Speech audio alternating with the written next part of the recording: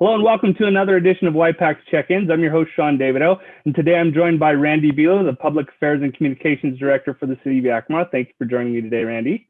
Thanks, Sean. It's been a while since we've chatted on this program. Yes, it has. And we are coming to the end of 2020, a very interesting and challenging year.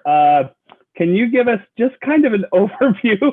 I know there's been a lot of stuff that has gone on. Give us an overview of how the city has managed through 2020 and some of the things, some of the positives and some of the challenges that we've gone through. Well, from a positive standpoint, the city largely has been able to continue to provide all of the services that the city typically provides, even in light of the pandemic.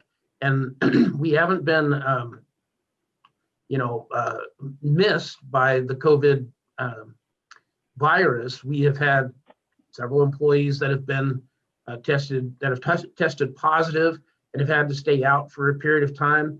And that's one thing that I certainly didn't really consider it, and I don't know that the average person at home would think about how it affects the city operation when you have critical pieces that aren't there because they're out with COVID, either because they tested positive or because they were in contact with somebody who tested positive and had to go into quarantine for a while.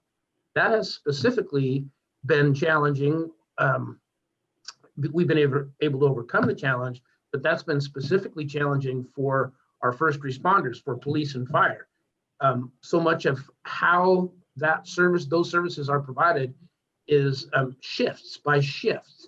And when you affect one piece of that shift, or even a couple of pieces of that shift, with a couple of members of, say, a squad in the police department having to be quarantined because of contact with somebody who tested positive, it creates challenges. But fortunately, as I said, we've been able to continue to provide critical services, adapt to those challenges, and by and large have come out positively at the end of the year. Another kind of bright spot for us has been from a budget standpoint. Of course, everybody at the beginning of this was anticipating a sharp downturn in revenue. The city, for its general fund, which is the tax-supported fund and activities of the city, parks, streets, fire, police, core services of the city, that general fund has three primary sources of revenue: property tax, sales tax, and utility tax. Well, everybody expected a sharp decline in the revenues from sales tax and utility tax. Property tax is set. We're going to receive that amount no matter what in a year. But those two other sources of revenue for general fund, utility tax and property tax, can vary based on a number of different factors. The biggest concern for the city was sales tax. And fortunately, we have maintained right about where we thought we were going to be. In fact, a little bit above what we had budgeted for 2020 for revenue from sales tax. We're a little bit above that, and that's very, very positive. On the negative side, other sources of revenue that we receive, like gambling tax, obviously with casinos and card rooms being closed, that's dropped considerably. And the other is lodging tax, with hotels being closed. That we've seen a significant decline, a significant dip in those revenues. But as is always the case, we have to come out at the end of the year with a balanced budget, and we've accomplished that for 2020. And for 2021, we've been able to budget for a balanced budget. So, we're moving forward. It was, as you mentioned, a difficult year, a challenging year, a year in local government like no other. And but fortunately, we're coming out of it, and we can see some of that light at the end of the tunnel. Now let's talk about the light at the end of the tunnel just a bit. 2021 is around the corner. There is a light at the end of the tunnel. The vaccines are rolling out and maybe available, but it is still going to be a challenge even entering 2021. It's not just going to go away immediately. Can you talk a little bit about that and some of the challenges that we may face early on? Well, particularly with the distribution of the vaccines, it is likely in phasing of vaccinations in Washington State have been broken into 1A, 1B, 1C, et cetera. And at the top of that list are first responders, police, fire, healthcare workers, and elderly people that work in nursing homes, et cetera. But, a lot of the workers that we have here at the city are not in that first or second or third or even fourth tier, as is the case with most of us, most just average folks out there. It will be a while. It will be probably late spring, even early summer before vaccinations are available to a lot of the workers that the city employs. So we still will be faced with the same sorts of restrictions when it comes to wearing masks at work, trying to limit social interaction, certainly trying to maintain social distance when we're out in public with the mask on. So you're right that this is, with the vaccines, it's wonderful. That is absolutely a gargantuan step forward. But we need to continue to be diligent, and we need to continue. I know it's hard, but we need to continue to be patient, because we still do have a ways to go here until we're a little further toward the end of that tunnel and can see the light more brightly than we can even now. Right. Now, let's talk about a little bit of keeping on the tunnel and some of the lights at the end of the tunnel. There are some priorities usually at the end of the year. We discuss legislative priorities going into 21. I know that there's been a meeting with the council recently. Can you talk about the legislative priorities for the city of Yakima? Yeah, I will. I'll talk about that in a second. But one thing I do want to make folks aware of, and I don't know how many people know about this, because I don't know how many folks really follow the state legislature that much. But this year, this session in 2021, it's every other year is a long session and a short session. Long sessions are 105 days, and that's when the legislature adopts a 2-year budget, a biennial budget is what it's called. And then the short sessions are every other year. They're in the even number of years, and those are 60-day sessions. And that's when they kind of massage the budget a little bit in the middle of the budget biennium. So this year is a long session, and this year the legislature is going to face some pretty significant challenges in putting together the next 2-year budget. And this year, the legislature is going to conduct its session largely virtually. And that is going to be a challenge for the legislature. We know, just on a much smaller scale, some of the challenges that come with having Zoom meetings for legislative and the processes of governing. Imagine that tenfold at the legislature in Olympia, and they're going to have, the legislature will have some limited floor votes, in-person votes on the floor of the House and the Senate, but most of this is going to be done virtually. So one of the things that the leadership of both the House and the Senate, Republicans and Democrats, they have encouraged their members to limit the number of bills that are being introduced. Limit the number of pieces of legislation that are being introduced this session. It's not uncommon. I think the last 3 sessions in a row, the number of bills that were introduced set records, and they're in 15,000, something like 15,000 bills were introduced last session. So there's a concerted effort to reduce that number of introduced pieces of legislation because of this challenge that the legislature is going to face with conducting its session virtually. From the city's perspective, a lot of the priorities that we are going to pursue this year are historic. They've historically been part of our agenda, like gang suppression, prevention and intervention funding, funding for some to address domestic violence in Washington State. Here in Yakima, in the Yakima area, domestic violence is a considerable challenge, and that's something that we hope that we can convince the legislature to participate in, because it does affect the health of not just our community, but our region and our state at large. One of the major funding requests that the city will be making to the legislature this year is to help fund the replacement and the removal and replacement of Nelson Dam. If you think as you're going out to Natchez on Highway 12, and you go past those twin bridges right there, below that is Nelson Dam, and it's an irrigation diversion dam. It's put in place 40 years ago, and it's essentially a concrete wall. That has negatively, as we now have learned, it has negatively affected downstream flows, fish habitat, et cetera. So the plan is to remove that old style dam and put in place a better system that helps to contain flood flow, provide irrigation water, but also maintain habitat for fish and other wildlife. So that's a pretty big ask that we're making of the legislature this year. Along with we were very fortunate, the governor's proposed budget recently came out, and included in that is a request that the city has made through a grassroots effort here in Yakima. Some folks got together a while back here, earlier this year, and committed themselves to helping bring to fruition an improvement project to Miller Park. Miller Park is the city's oldest community park. It's been around for nearly 100 years, and anybody who's been by there in recent times could, I think, agree that it could use some help. It could use some improvement.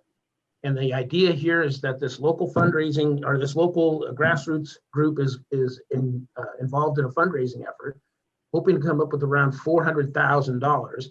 The city has requested from the legislature $625,000, so a little bit over $1 million to bring new pathways and new picnic shelters and new lights to the basketball court, and just a number of improvements to Miller Park to make it once again be this super community asset, which it has been for so many years, but has fallen into decline a bit here in the last few years. As I mentioned, it's fortunate that that request is included in the governor's budget, but you also have House budget and Senate budget, so it's got to go through the process, but we're hopeful. It is time to update Miller Park. It has some challenges, and it is in a part of town that could really use that community center and that space to be improved a little bit, correct? Absolutely. Again, it's the oldest community. It's a certain designation of park, but it's the oldest community park in the city of Yakima, and it's an absolute central hub of that Northeast Yakima neighborhood.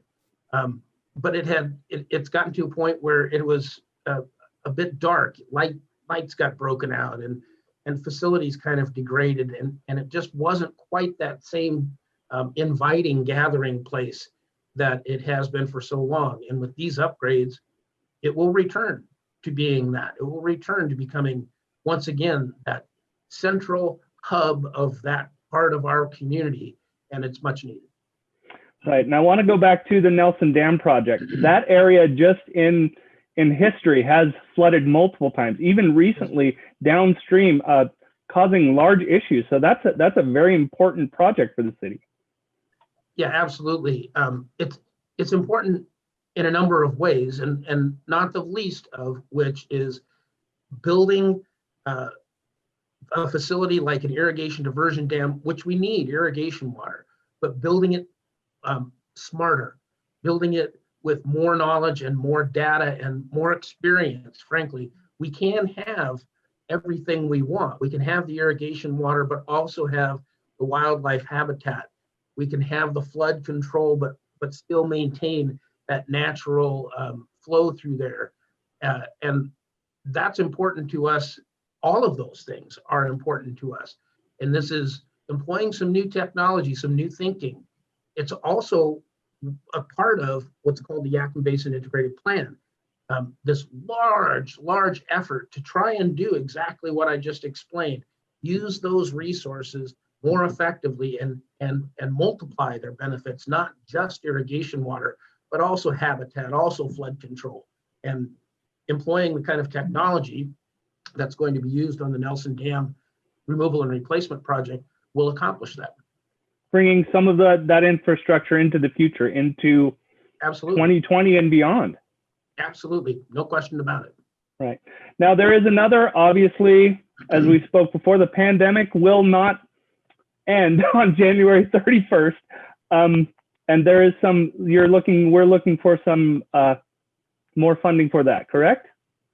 Yeah, we, from the city's perspective, we have been able to distribute a fair amount of money. Over $4 million has been distributed from the federal government, CARES Act funding. As we know, the Congress, the federal government recently passed another stimulus package. There isn't a lot of help in that stimulus package for local government. There wasn't in the CARES Act.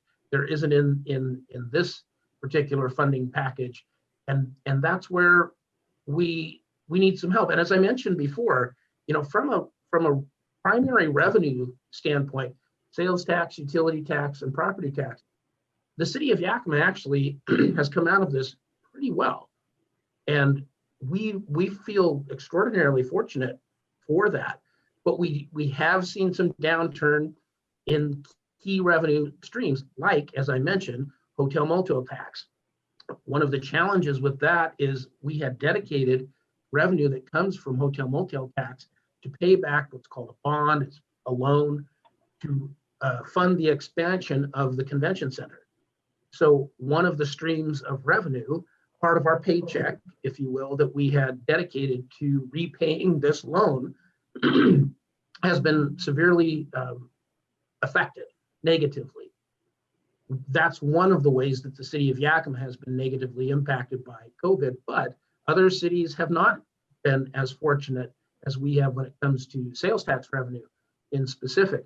So this is a request that's not just coming from the city of Yakima, it's coming from cities across the state, local governments across the state, for the state to help share with some of that burden that we've felt through COVID, so that the critical services that are provided locally, clean drinking water, wastewater, police and fire, all of the first responder stuff, so that is continuing unabated and uninterrupted.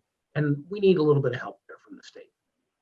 Right. Now, that's obviously we need to continue on with those efforts. Is there anything else that's a priority for the city in this coming year?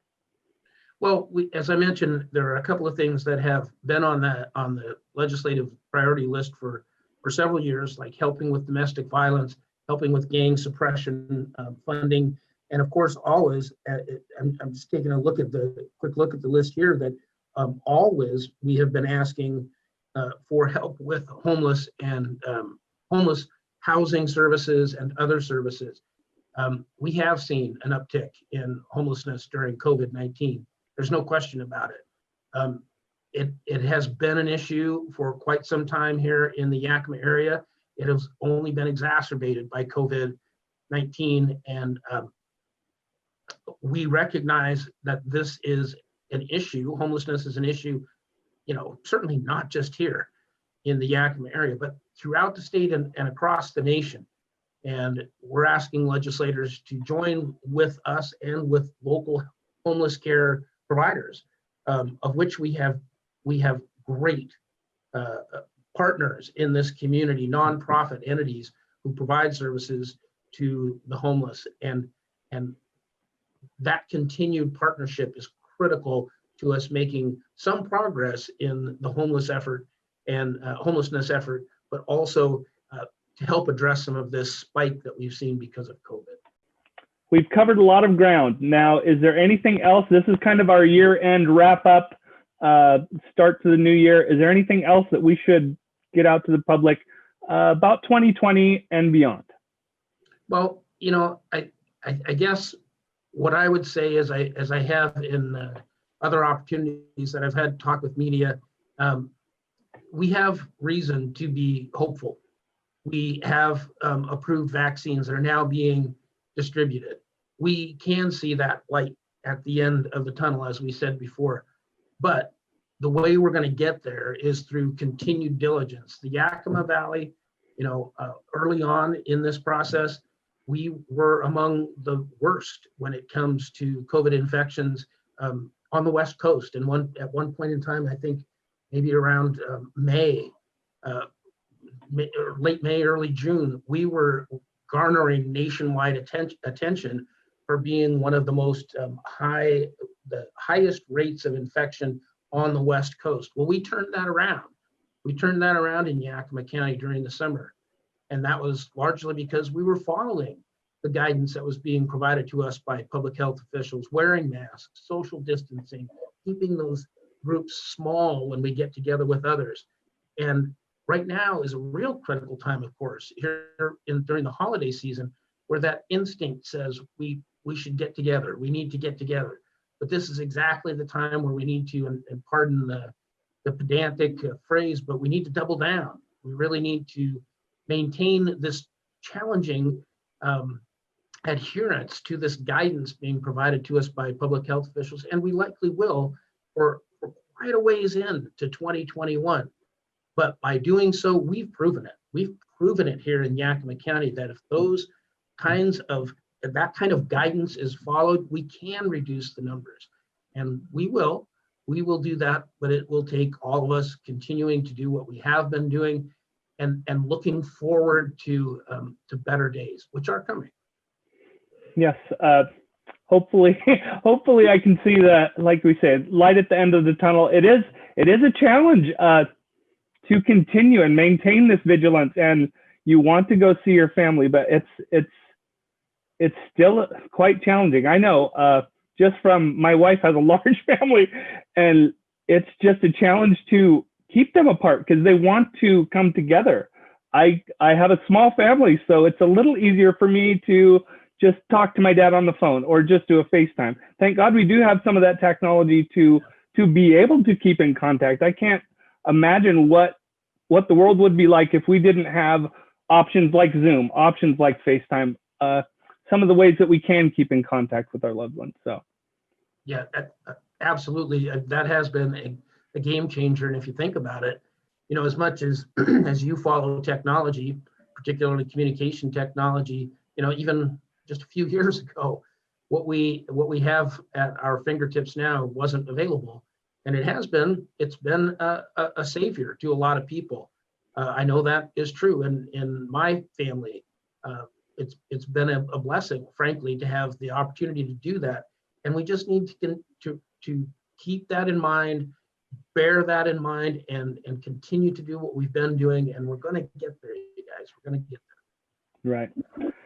That is all I have for 2020, Randy. Is there anything else we should talk about? I know it will be a challenging year, but like you say, there's a light at the end of the tunnel. If we stay vigilant, we can get through this together, and have a bright 2021 and 2022. Absolutely. And moving forward.